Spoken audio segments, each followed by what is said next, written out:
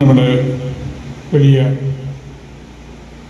ആത്മീയമായിട്ടുള്ള ഉണർവോടുകൂടിയാണ് ഇത്തരമൊരു തീരുമാനം ഞങ്ങളെടുക്കുകയും ഈ കോൺവെൻറ്റിനെ ക്ലോയിസ്റ്റേഡ് കോൺവെൻറ്റായിട്ട് ഞങ്ങളുടെ മേജർ സുപ്പീരിയറും നമ്മുടെ സഭയുമെല്ലാം അംഗീകരിച്ച് അനുവാദം തന്നിരിക്കുന്നത്. വലിയൊരു നീക്കമാണ്. കർത്താവിൻ്റെ കൂട്ടത്തിൽ പൂർണ്ണമായിട്ടും ജീവിക്കാനുള്ള പരിശ്രമത്തിൻ്റെ ഭാഗമാണിത്. വലിയ ഒരു വനത്തിലെ ഔഷധച്ചെടികൾ പോലെയാണ് നിങ്ങൾ 4 പേര്. SABSൽ ധാരാളം സിസ്റ്റേഴ്സുണ്ട്. ഇവിടെ എറണാകുളം പറഞ്ഞല്ലോ, വളർന്ന് വലുതായി വലിയ വടവൃക്ഷമായി. എന്നാൽ അതിലെ ഔഷധച്ചെടി ഒരിക്കലും കേടുപറ്റാത്ത, എല്ലാവർക്കും അതിൻ്റെ ഗുണങ്ങൾ ലഭിക്കുന്ന, ഏത് വിഷാംശവും എടുത്തു കളയുന്ന ചെടികളാണ്. ഞങ്ങൾ വലിയൊരു തീരുമാനമാണ് എടുത്തത്. ക്ലേശകരമായൊരു മലകയറ്റമാണത്. Christianity is not an easy road but a difficult climb എന്ന് സഭയുടെ പിതാക്കന്മാർ പറഞ്ഞത് അവർ ഇത്തരം ജീവിതങ്ങൾ ജീവിച്ചതുകൊണ്ടും അത് ജീവിതത്തിൽ പ്രാവർത്തികമാക്കിയതുകൊണ്ടുമാണ്. ക്ലോയിസ്റ്റേഡ് പാശ്ചാത്യ സഭയിലും വളരെ സജീവമായിട്ടിപ്പോൾ ജന്മം പ്രാപിച്ചുകൊണ്ടിരിക്കുന്ന ഒരു കാര്യമാണ്.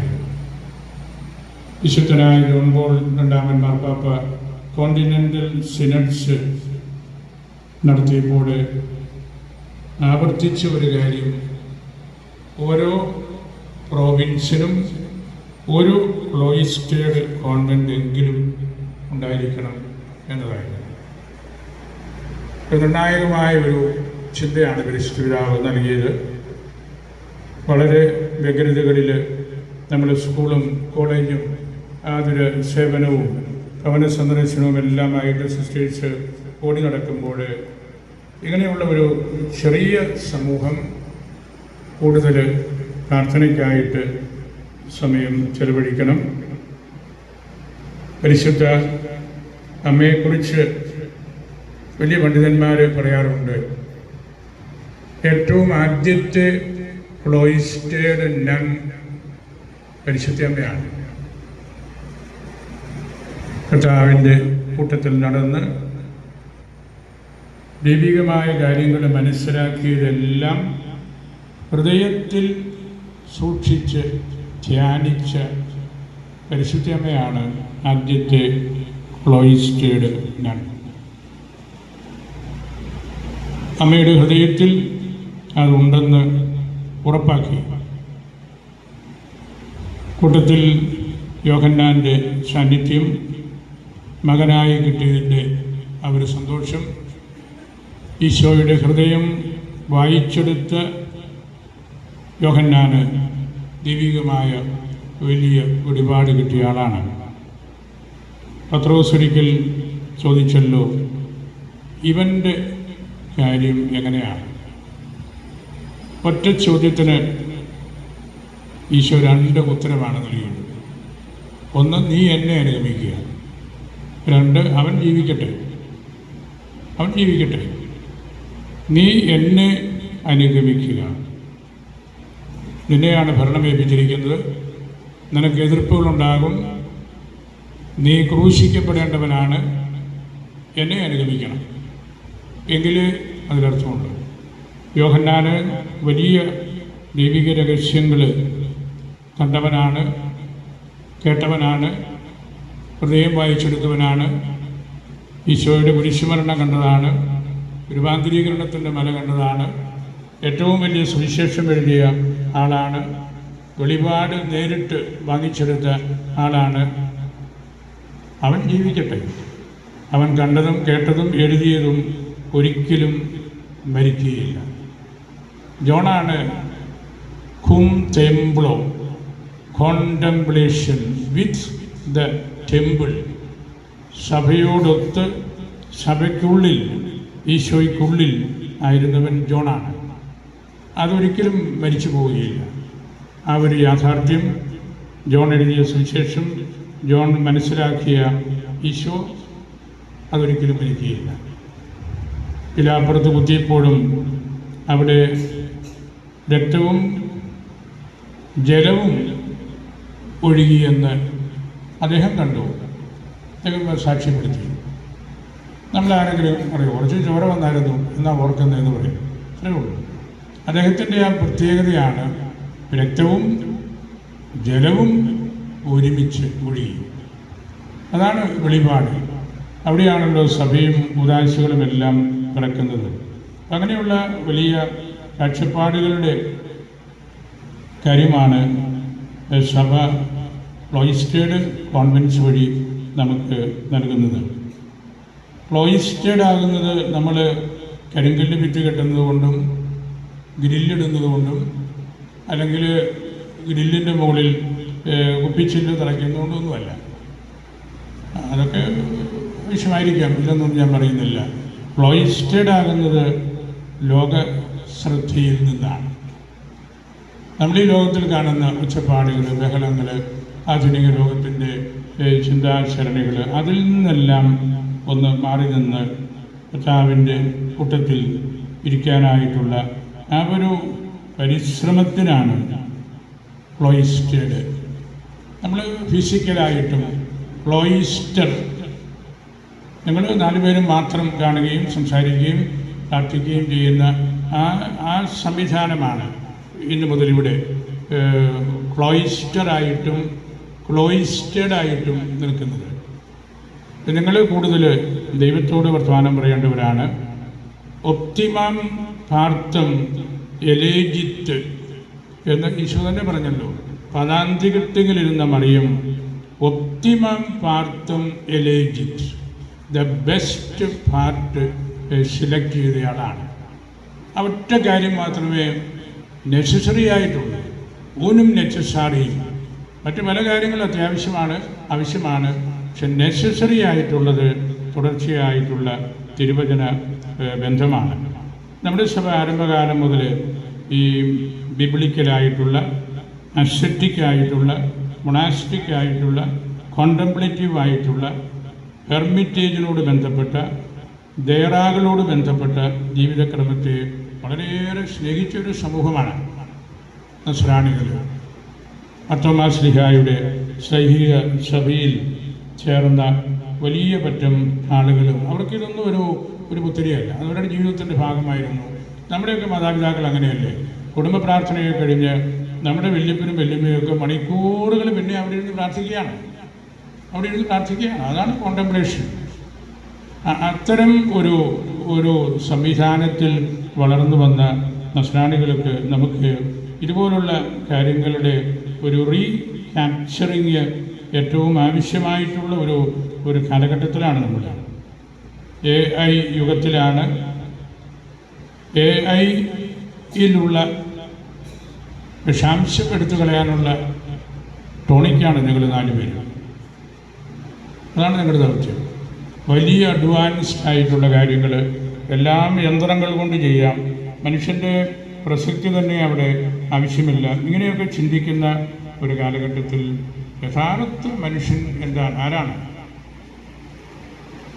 എച്ചെ ഹോമോ, ഇതാ മനുഷ്യൻ എന്ന് ഈശോയുടെ ഈ ലോക ജീവിതത്തിൻ്റെ അവസാന ഭാഗത്തുള്ള വിചാരണയിൽ നമ്മൾ വായിക്കുന്നുണ്ടല്ലോ.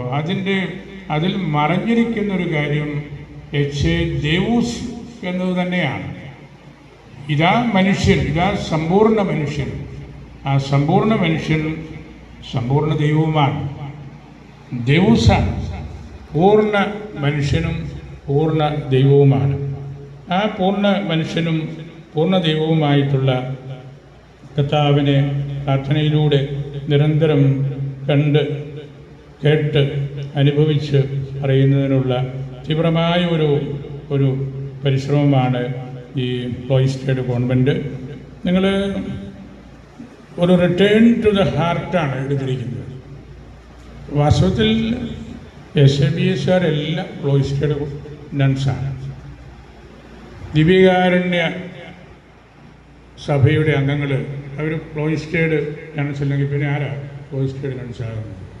വിശുദ്ധ കുർബാന, ഈശോ, സുവിശേഷം ഇത് ഇല്ലാതെ വേറെ ഒന്നുമില്ല എന്ന് കണ്ട് കേട്ട് മനസ്സിലാക്കി നമ്മുടെ ഏറ്റവും വലിയ ആചാര്യനായ ചങ്ങനാശ്ശേരിയിലെ ആദ്യത്തെ മെത്രാൻ ബിഷപ്പ് തോമസ് വ്യാളശ്ശേരി ഞങ്ങൾക്ക് കാണിച്ചു തന്ന വഴികളും അതോട് ബന്ധപ്പെട്ട അൽമായൻ്റെ തോമസിൻ്റെ കാര്യം കൂടെ പറഞ്ഞു. സിസ്റ്റേഴ്സ് ആദ്യം വന്നവരുണ്ട്.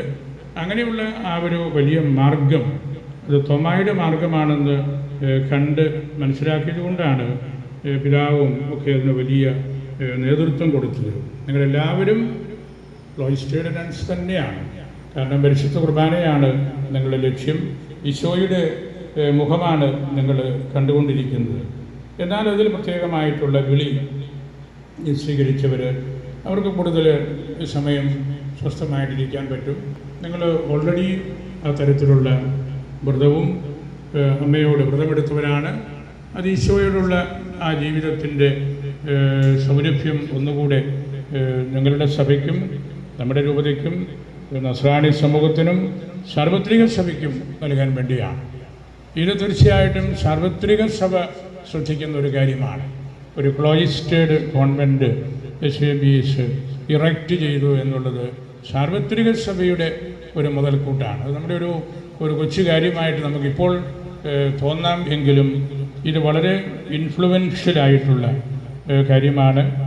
നമുക്കൊരു റിനൈസൻസ് എല്ലാവർക്കും കിട്ടാനുള്ള ഒരു അവസരമാണ്.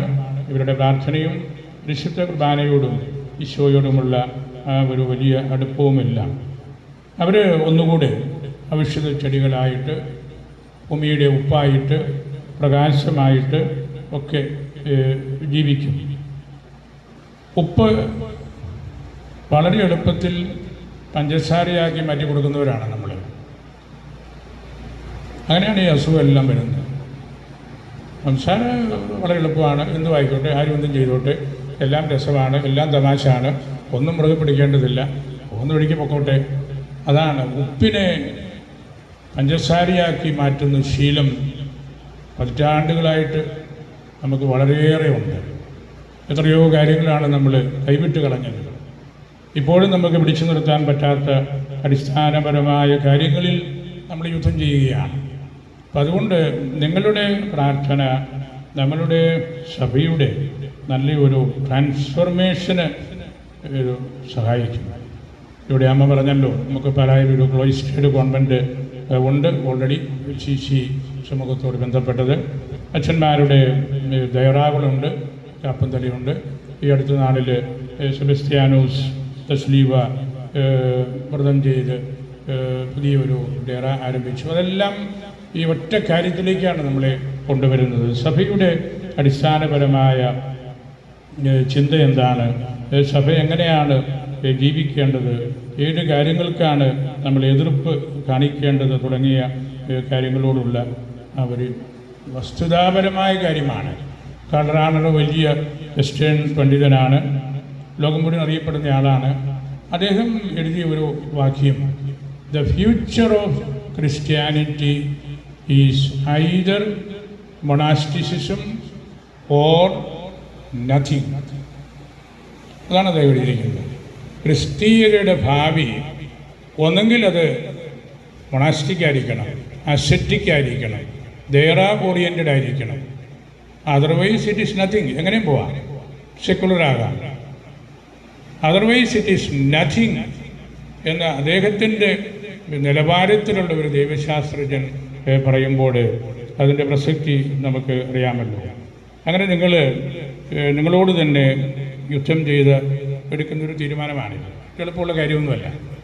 ലോകത്തിൽ ആയിരിക്കുമ്പോഴും ലോകത്തിൻ്റേത് അല്ലാത്തവരെ പോലെ ജീവിക്കാനായിട്ട് ഉള്ള പരിശ്രമം, അത് വിശുദ്ധ കുർബാനയുടെ മുമ്പിൽ ഇരിക്കുമ്പോൾ മാത്രമേ നമുക്ക് കിട്ടുകയുള്ളൂ.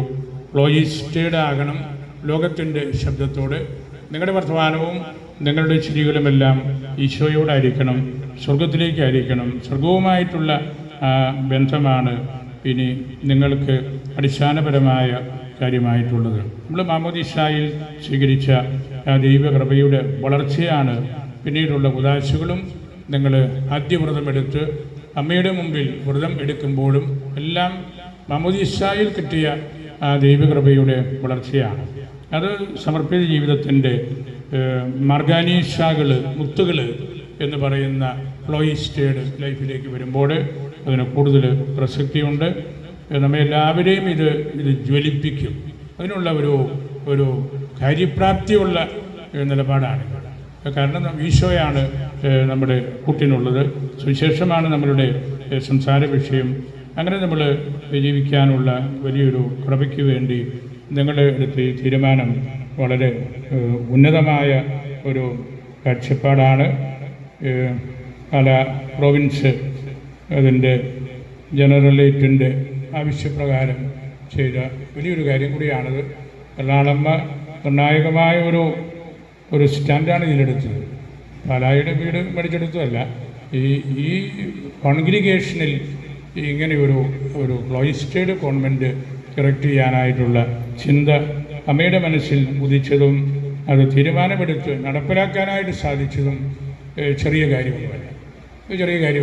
വളരെ വിലപ്പെട്ട കാര്യമാണ്. ഒരുപക്ഷെ അമ്മയും പാലാ പ്രൊവിൻഷ്യലുമൊക്കെ വരുംകാലങ്ങളിൽ സ്മരിക്കപ്പെടുന്നത് ഈ ഹൗസ് ഇറക്റ്റ് ചെയ്യാൻ നിങ്ങളെടുത്ത തീരുമാനം കൊണ്ടായിരിക്കണം. മുഖ്യമായിട്ടും എൻ്റെ ചിന്ത അതാണ്. കാരണം സഭയ്ക്ക് അങ്ങനെ ഭാവിയിൽ പിടിച്ചു നിൽക്കാനൊക്കെയുള്ളൂ. ഇതെല്ലാം നഷ്ടപ്പെടുത്തിയിട്ട് നമുക്ക് മുമ്പോട്ട് പോകാനായിട്ടോ ഈശോയെക്കുറിച്ച് പ്രസംഗിക്കാനോ ഒന്നും പറ്റില്ല. ഞാനൊരു വാക്കുകൂടെ പറഞ്ഞ് അവസാനിപ്പിക്കുകയാണ്. കാൾ റാണറുടെ